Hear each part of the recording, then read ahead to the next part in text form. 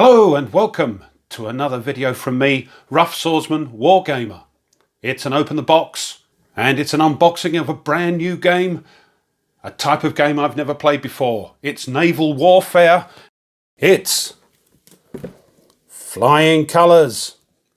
Fleet actions in the Age of Sail, 1756 to 1805. This is the deluxe edition, designed by Mike Nagel and published by GMT Games. So what's all this about? It's a huge, heavy box. So Fleet actions in the Age of Sail. On the 21st of October 1805, in a light wind off the coast Cape Trafalgar, Admiral Horatio Nelson turned his fleet to engage a combined Franco-Spanish force on its way to Naples to deposit 4,000 troops in support of Napoleon's forces in Italy. The British fleet, organised into two columns, drove forward under threatening skies towards the enemy, and just before noon, Nelson raised the famous signal, "England expects that every man will do his duty." Less than an hour later, the two colossal fleets engaged in one of the most famous naval battles in history. It would become Nelson's greatest victory and would ensure British naval supremacy for decades. But he would never again see an English port. Flying Colours recreates naval actions during the height of the Age of Sail, from small engagements to full battles involving dozens of ships in each fleet. Play is fast, furious, and does not require the pre-plotted movements found in many other naval games. Instead, a simple initiative and command system allows players to activate and manoeuvre their fleets in a realistic manner, indicating how older commanders adhered to rules of engagement, where more forward-thinking commanders like Nelson could retain control of their fleets after the first broadsides began to fire. This is not a strategic level game where one piece represents several ships. Flying Colours includes 300 individually named ships rated for size, gunnery, boarding ability and damage capacity. Also included are nearly 4 dozen individually named commanders rated for their ability to control their formations as well as the impact of their presence within the fleet. The game system provides what naval enthusiasts will expect in a tactical Age of Sail game: broadsides, rakes, anchoring, wind effects, weather, shore batteries and much more. All this packed into a short, accessible rulebook. Included within the game are 17 historical scenarios, ranging from the Battle of Minorca, 1756, during the 7 Years' War, to the Battle of the Capes during the American Revolution, and on through the Battle of Trafalgar, 1805, during the Napoleonic Wars. The battles range in size from small engagements, playable on a single map, through huge engagements like the glorious Fast of June, playable on 3 maps. Players are also free to create their own variants and what-if scenarios, using included point values for each ship. Most scenarios can be played within a few hours, and 2 players within a day can complete even the largest. Several are also well suited to solitaire play. Right. So, game contents. Flying Colours Playbook, and it incorporates the Ship of the Line expansion and new content. The C3I magazine Flying Colours Scenario Pack. 4 maps, 7 counter sheets. 2 player aid charts, one 11 by 17 inches and one 8.5 by 11 inches. 8.5 by 11 inch turn track. Pad of ship status sheets and one 10-sided die. Ages 14 plus. Time each game turn 5 to 10 minutes. And on the map, each hex is 100 metres.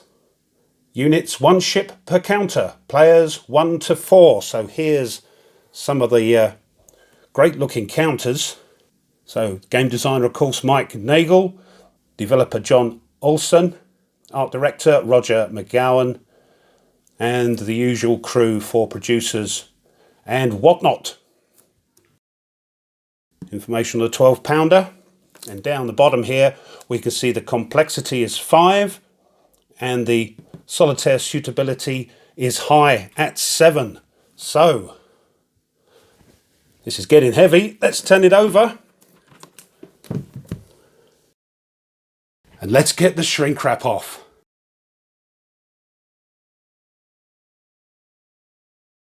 Right, the shrink wrap is off. But I must say, that's a cracking picture for the box. So, it's a heavy 3-inch box. So, let's open the box. There we go. Oh, a couple of dice. And look, it's a counter tray. Very handy. First time I've had one of those in a new game. Right, let's get this out the way. First thing is the rule book. See if we can... It's a bit better, isn't it? And it is 24... Yep, 24 pages.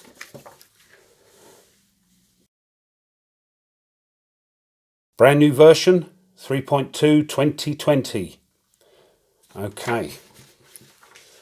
Glossary. Yes, I'm going to need that. As I say, this is my first venture into naval warfare. So introduction, components and the playing pieces. Duel map. Now, there are some dual battles in this game, I think, but you have to have one of the expansions because it uses a different map. Yeah. Oh well, we'll see.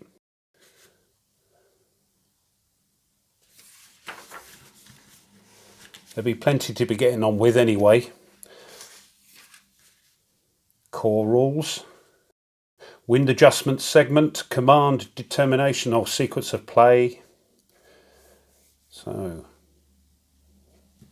wind adjustment, command determination, initiative determination, activation cycle, melee and ship status, and then victory determination. So that now explains all of those. Movement, pictures, that's good.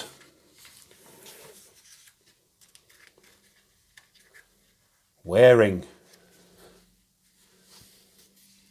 Process of turning a ship without moving its bow through the wind. This is all new to me, but quite looking forward to it. So all the different types of things you can do. Line of sight. Well, I don't reckon that'll be too much of a problem. I suppose seeing through to other ships behind other ships, I suspect. All the damage, hull damage, rigging damage, sinking, commander transfer when a ship is aground, demasted on its damaged side or on fire. Any non-wounded commander on that ship may attempt to transfer to another ship. Melee combat, victory determination, optional rules. So we've got what, 16? Well, let's see. Yeah, 16 pages, because you've got to read that. Yes, 16 pages, I suspect, to sort of basic get you going rules. And then you've got optional rules.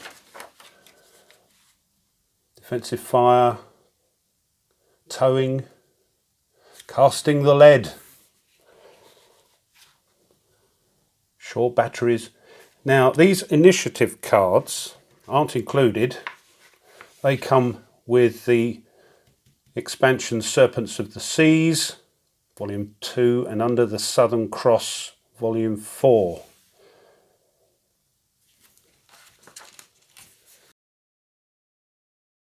Yeah, the initiative cards are an optional method of determining the order in which commands and out of command ships are activated. Right. So they're not required. And ship duels, again, we can't do those. Game credits and the index. So them's the rules. Don't look too bad at all. Next, we've got the C3I Flying Colours Scenario Pack. So these, I presume, were originally published in the C3I magazine. All right.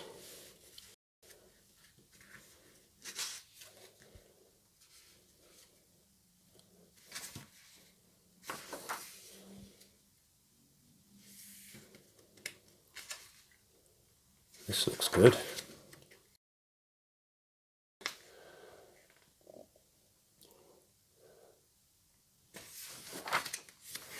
Ah, the Trafalgar campaign. I keep knocking the camera, sorry about that. Flying Colours game module. Cool, look at that.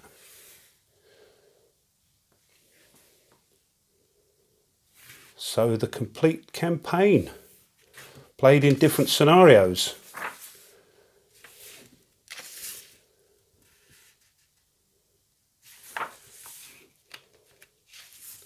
There's a ton of stuff. Postscript to Trafalgar. 4 squadron actions for Flying Colours.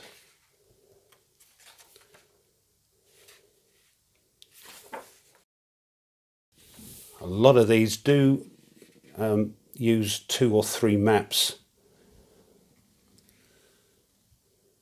Ah, these little fleet scenarios, any single map. Right. There we are. And then there's the playbook.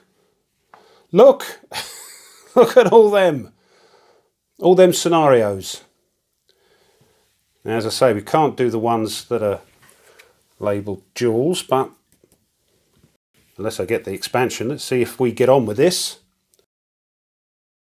But there must be some in there. That'll suit me and my little table. So, 48 pages. Design your own. Tournament play. Minorca. That's a 2-mapper. So is that.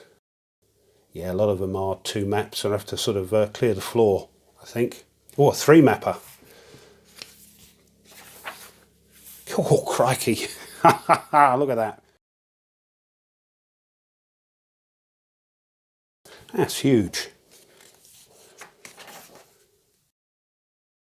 The glorious 1st of June. That's the big one they mentioned. Yeah, 3 maps. Look.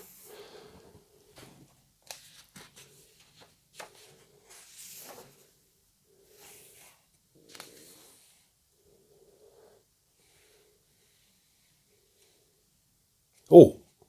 Ah, is that 2 maps or 1 map? Looks like 2. Yeah.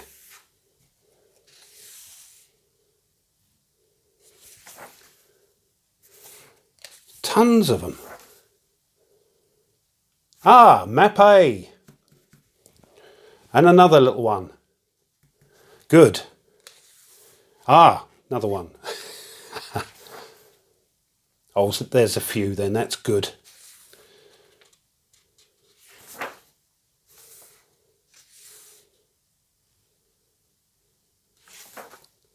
Does look good though. Something completely different for me. Rhode Island. Ah, another one there, look. 1 map, St. Lucia. Good. It goes on and on and on. You're not going to get bored with this. Yeah, there is another page there. There we go.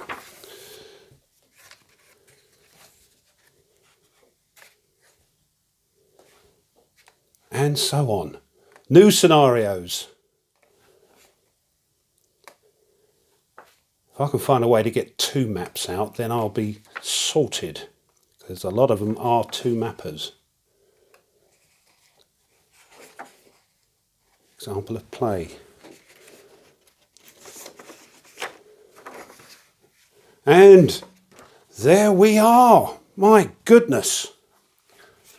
Next, 7 sheets of counters.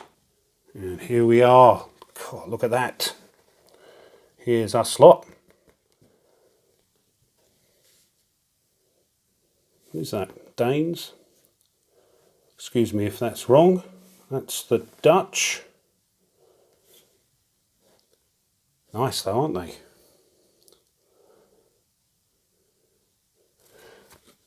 Thick brown core.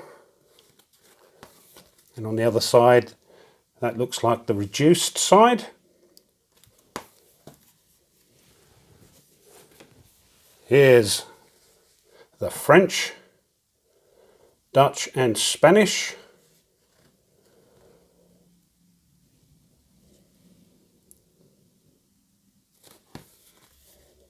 And the reduced side again. So a lot of ships. Ah, here are some markers. Not sure what these are. Oh, drift. These look like damage to rigging and sails.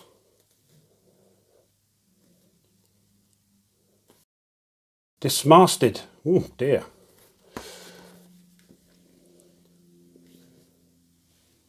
Whoop. There we are. Number 4. Some more sort of markers. Fired port. Fire starboard. On fire. And goodness me, grappled. There's some of the commanders.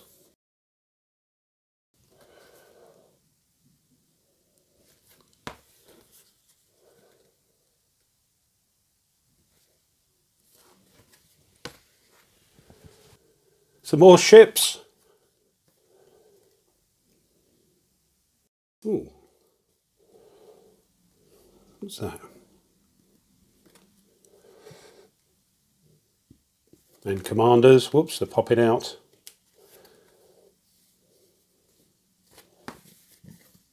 Again, the damage side. Yet more ships.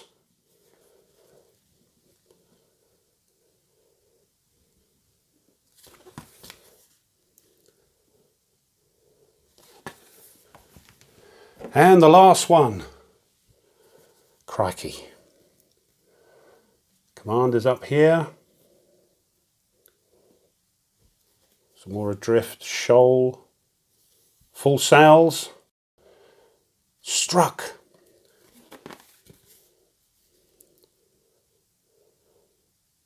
Lovely. So, there'll be plenty of punching and clipping. Next is the pad of status sheets for your fleet. So, names here, damage, double-sided, double-sided. Quite a lot, but you'll probably want to photocopy them. Next, 4 maps. So we'll have a look at those in a moment. Player aid card number 1. There are 2 of those. So on here, we've got firepower determination table, carronade table, rake. Goodness gracious. Hit results table. Firing versus large vessels, that's the 1-inch counters, and firing versus small units. And on the back, movement table, tacking table, wind adjustment, river shoals, ships on fire, and grounding tables. And there are 2 player aid number 2 cards. collision table, evasion, grappling, break off. It certainly looks involved. Strike table, disengagement and command transfer table. That's single-sided. And last but not least, so here it goes all the way around here. Weather and the wind direction and a sequence of play. That's obviously single-sided, yeah. They're going to be pretty similar, but let's get the maps out. So here's one of the maps, and as you can see it's sea with, I suspect, different depths, shallows up this end. So this is map A, and we'll have a quick look at the others.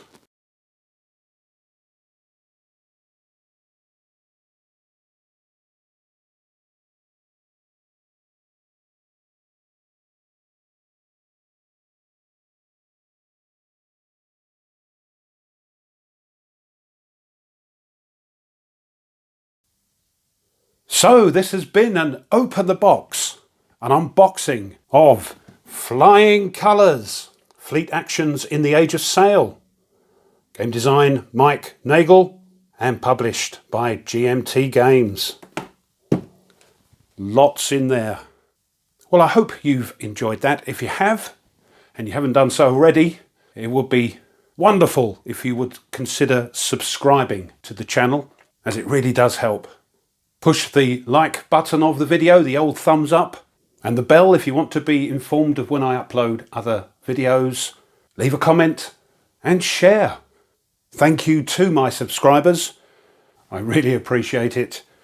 And one last thing, if you want to support the channel a little bit further, well, now you can. You can buy the channel a coffee.